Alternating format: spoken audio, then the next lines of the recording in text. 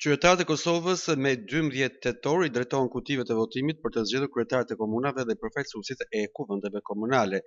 Zgjedhjet mbahen në 38 komuna të Kosovës, përfshi edhe 4 komunat e banuara me shumicë serbe në veri të Kosovës. Besnik Buzhala nga sekretariati i Komisionit Qendror Zgjedhor bëri të ditur se në kuadër të përgatitjeve të procesit të zgjedhor janë shpërndarë pajisjet e teknologjisë informative si dhe kamerat të vëshkuese për vendvotimet, raporton Kosova Press.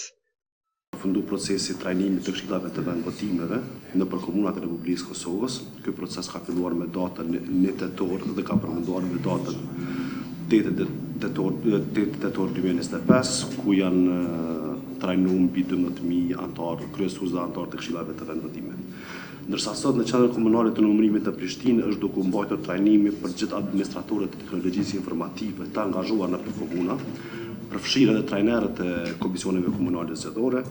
Ky trajnim ka për qëllim të shpërndajë njohuritë lidhje me përdorimin e teknologjisë informative në procesin e dorëzim-pranimit të materialeve nga vendvotimi në qendrat ndërkombëtare të numërimit dhe numërimin e fletvotimeve për kuvendet komunale. Gjithashtu ju njoftojmë që sekretariati është duke vazhduar me procesin e transportimit të materialeve të nevojshme që do të shfrytëzohen për vendvotime dhe qendrat komunale.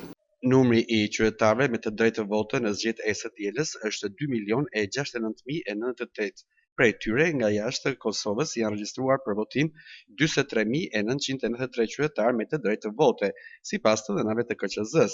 Në garë për zgjedhjet e rregullta lokale janë 206 kandidatë për kryetar dhe mbi 5.000 për këshilltar komunal.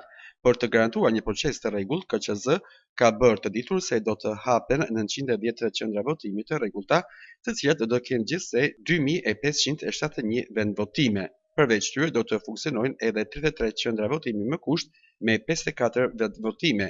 Kjo shpërndarje synon të sigurojë që çdo qytetar me të drejtë vote të ketë qasje sa më të lehtë në qendrën e tij të votimit.